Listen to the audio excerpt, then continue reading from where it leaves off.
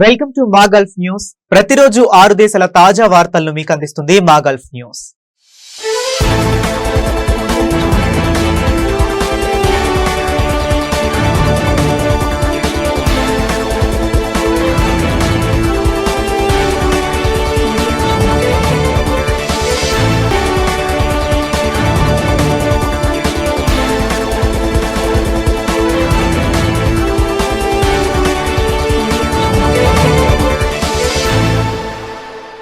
కువైట్లో ఈ ఏడాది తొలి 6 నెలల్లో అన్ని రకాల హింసాత్మక నేరాలు గణనీయంగా తగ్గాయి. గతేడాదితో పోలిస్తే 53.2% తగ్గినట్లు న్యాయశాఖ మంత్రి నాసర్ అల్ సుమైత్ వెల్లడించారు. పబ్లిక్ ప్రాసిక్యూషన్ కు వచ్చిన కేసుల ఆధారంగా ఈ గణాంకాలను వెల్లడించారు.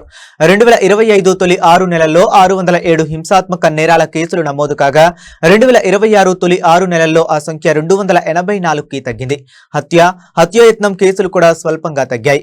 2025 తొలి 6 నెలల్లో 26 కేసులు నమోదు కాగా ఈ ఏడాది అదే కాలంలో 24 కేసులు నమోదయ్యాయి. దీంతో ఈ విభాగంలో 7.7% తగ్గుదల నమోదైంది. దాడులు, కొట్టడం వంటి కేసులు 63.6% తగ్గాయి. ఈ గత ఏడాది 376 కేసులు నమోదవగా ఈ ఏడాది 137 కేసులకు పడిపోయాయి. హత్య లేదా శారీరక హాని చేస్తామని బెదిరించిన కేసులు 43.3% తగ్గి 99 నుంచి 56కు చేరాయి. ఇక ఆత్మహత్య యత్నం కేసులు 44.3% తగ్గాయి. 2025లో 61 కేసులు నమోదవగా 2026లో 34 కేసులు నమోదయ్యాయి. తీవ్రమైన శారీరక గాయాలకు దారితీసిన గొడవల కేసులు కూడా 62.5% తగ్గి 16 నుంచి 6కి పడిపోయాయి.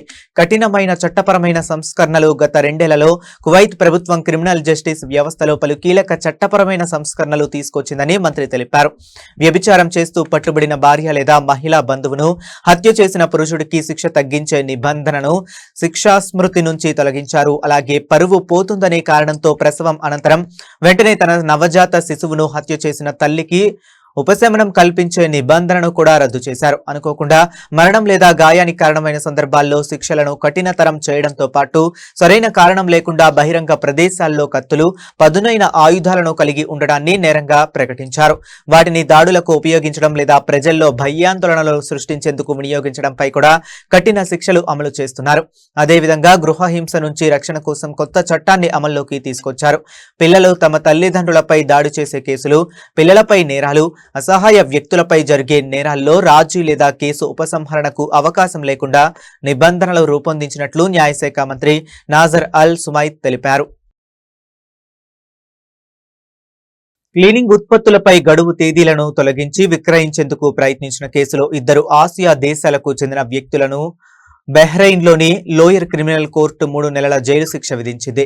శిక్ష పూర్తయిన వెంటనే ఇద్దరిని దేశం నుంచి బహిష్కరించాలని కోర్టు ఆదేశించింది. బుడాయి పోలీస్ స్టేషన్ కు ఒక ప్రముఖ రిటైల్ స్టోర్ నుంచి ఫిర్యాదు అందడంతో ఈ వ్యవహారం వెలుగులోకి వచ్చింది. తమ సంస్థలో పనిచేస్తున్న ఓ ఉద్యోగి, సరఫరాదారు సంస్థకు చెందిన మరో ఉద్యోగి కలిసి క్లీనింగ్ ఉత్పత్తుల ప్యాకేజీలపై ఉన్న గడువు తేదీలను తొలగించినట్లు స్టోర్ యాజమాన్యం ఫిర్యాదు చేసింది. పోలీసులు సీసీటీవీ ఫుటేజీలను పరిశీలించగా ఘటనకు సంబంధించిన దృశ్యాలు లభించాయి. అనంతరం నిర్వహించిన తనిఖీల్లో గడువు తేదీలు తొలగించిన పలు ప్యాకేజీలతో పాటు ఇప్పటికే గడువు ముగిసిన ఇతర ఉత్పత్తులు కూడా గుర్తించారు. గడువు తేదీలను తొలగించేందుకు ఉపయోగించిన పరికరాన్ని పోలీసులు స్వాధీనం చేసుకున్నారు. పబ్లిక్ ప్రాసిక్యూషన్ విచారణలో 2 నిందితులు తమపై వచ్చిన ఆరోపణలను అంగీకరించారు. గడువు ముగిసిన ఉత్పత్తులను తనిఖీ చేసే బాధ్యత తనపై ఉండడంతో వాటి కారణంగా జీతం నుంచి కోత పడుతుందనే భయంతో గడువు తేదీలను తొలగించినట్లు స్టోర్ ఉద్యోగి విచారణలో వెల్లడించినట్లు అధికారులు తెలిపారు. అబుదాబి, దుబాయ్లలో పార్కింగ్ సేవలను మరింత సులభతరం చేసేందుకు కీలక ఒప్పందం కుదిరింది. 2 ఎమిరేట్లకు చెందిన పార్కింగ్ సంస్థలు తమ స్మార్ట్ పార్కింగ్ వ్యవస్థలకు అనుసంధానం చేసి సేవలను అందించేందుకు అంగీకరించాయి. ఈ మేరకు అబుదాబికి చెందిన క్యూ మొబిలిటీ, దుబాయ్కి చెందిన పార్కింగ్ సంస్థలు ఒప్పందం చేసుకున్నాయి. ఇందులో భాగంగా 2 సంస్థలు తమ డిజిటల్ ప్లాట్ఫామ్లను అనుసంధానం చేసేందుకు చర్యలు చేపట్టనున్నాయి. దీంతో అబుదాబి లేదా దుబాయ్లో ఎక్కడ ఉన్నా నివాసితులు, సందర్శకులు ఒకే ఛానల్ ద్వారా పార్కింగ్ సేవలను పొందడంతో పాటు పార్కింగ్ ఫీజులను చెల్లించే అవకాశం కలుగుతుంది. ఏఐతో పార్కింగ్ నిర్వహణ ఒప్పందంలో భాగంగా ఏఐ, డేటా అనాలిటిక్స్, వంటి డిజిటల్ టెక్నాలజీలను ఉపయోగించే పైలట్ ప్రాజెక్టులను కూడా చేపట్టనున్నారు. పార్కింగ్ స్థలాల్లో ఖాళీలను గుర్తించడం, డిమాండ్ను ముందుగానే అంచనా వేయటం, సేవల నాణ్యతను మెరుగుపరచడం, కార్యకలాపాలను మరింత సమర్థవంతంగా నిర్వహించడం వంటి అంశాలపై ఈ సాంకేతికతలను వినియోగించుకున్నారు. అలాగే అమల్లో ఉన్న నిబంధనలు, డేటా రక్షణ చట్టాలకు అనుగుణంగా డేటా సాంకేతిక నైపుణ్యాలను పరస్పరం పంచుకునే అవకాశాలను రెండు సంస్థలు పరిశీలించనున్నాయి. పార్కింగ్ వ్యవస్థల నిర్వహణలో పాలనా విధానాలను బలోపేతం చేయటం, ఇప్పటికే ఉన్న మౌలిక సదుపాయాలను మరింత సమర్థవంతంగా వినియోగించడం పైన దృష్టి సారించనున్నాయి. Q mobility CEO Mohammed Hussain Karmastaji మాట్లాడుతూ, రెండు ఎమిరేట్లలో మరింత స్మార్ట్ అనుసంధానిత రవాణా వ్యవస్థ దిశగా ఈ భాగస్వామ్యం కీలక అడుగు అని తెలిపారు. Parking CEO engineer Mohammed Abdullah Al Ali ఈ ఒప్పందాన్ని యుఏఈ పార్కింగ్ రంగంలో వ్యూహాత్మక మైలురాయిగా అభివర్ణించారు.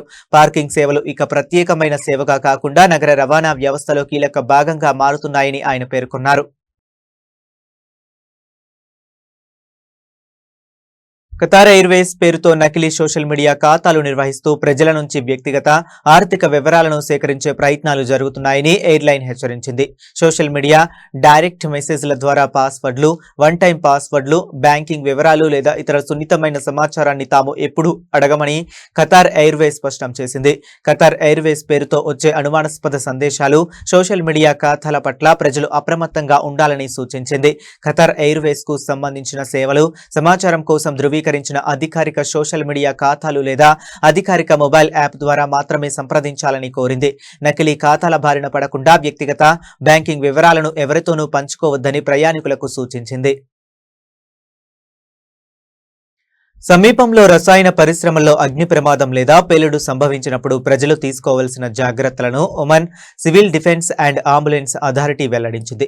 ప్రమాదం జరిగిన ప్రాంతానికి దూరంగా వెళ్లడంతో పాటు అధికారుల భద్రతా సూచనలను తప్పనిసరిగా పాటించాలని ప్రజలకు సూచించింది. ప్రమాదం జరిగినప్పుడు ఏం చేయాలి?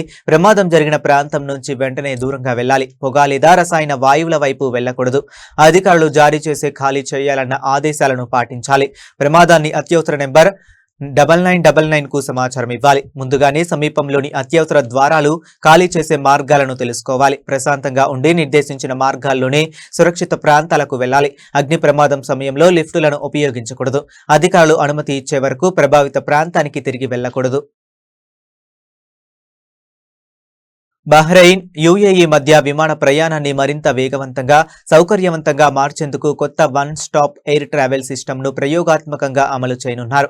ఈ మేరకు రెండు దేశాల మధ్య అవగాహన ఒప్పందం కుదిరింది. ఈ కొత్త విధానం ద్వారా ప్రయాణికులు విమాన ప్రయాణానికి సంబంధించిన పలు ప్రక్రియలను ఒకే చోట పూర్తి చేసుకునే అవకాశం ఉంటుంది. దీంతో పదే పదే తనిఖీలకు హాజరు కావాల్సిన అవసరం తగ్గడంతో పాటు విమానాశ్రయాల్లో వేచి ఉండే సమయం కూడా గణనీయంగా తగ్గుతుంది. గల్ఫ్ ఎయిర్, ఎతిహాద్ ప్రయాణికులకు తొలి దశలో అవకాశం. ఈ కార్యక్రమాన్ని తొలి దశలో బహ్రెయిన్ అంతర్జాతీయ విమానాశ్రయం నుంచి అబుదాబిలోని జాయిద్ అంతర్జాతీయ విమానాశ్రయం మధ్య ప్రయాణించే పౌరులకు అమలు చేయనున్నారు. గల్ఫ్ ఎయిర్, ఎతిహాద్ ఎయిర్వేస్ విమానాల్లో ప్రయాణించే వారికి ఈ కొత్త విధానం తొలి దశలో అందుబాటులోకి రానుంది. వన్ స్టాప్ విధానం అమల్లోకి వస్తే ప్రయాణికులకు ఇమిగ్రేషన్, భద్రతా తనిఖీలు వంటి ప్రక్రియల్లో సౌలభ్యం కలగడంతో పాటు విమానాశ్రయాల్లో రద్దీ, నిరీక్షణ సమయం తగ్గే అవకాశం ఉంది. జేసీసీ దేశాల మధ్య సులభతర ప్రయాణానికి ముందడుగు బహ్రెయిన్, యుఏఈ మధ్య చేపడుతున్న ఈ కార్యక్రమం విస్తృత గల్ఫ్ కోఆపరేషన్ కౌన్సిల్ ప్రణాళికలో భాగంగా ఉంది. సభ్య దేశాల మధ్య ప్రయాణాన్ని మరింత సులభతరం చేసే సరిహద్దు ప్రయాణ ప్రక్రియలను వేగవంతం చేయటం ఈ ప్రణాళిక ప్రధాన లక్ష్యం. ఈ విధానం విజయవంతమైతే భవిష్యత్తులో ఇతర జేసీసీ దేశాల మధ్య కూడా ఇలాంటి సమగ్ర ప్రయాణ సౌకర్యాలను విస్తరించే అవకాశం ఉంది.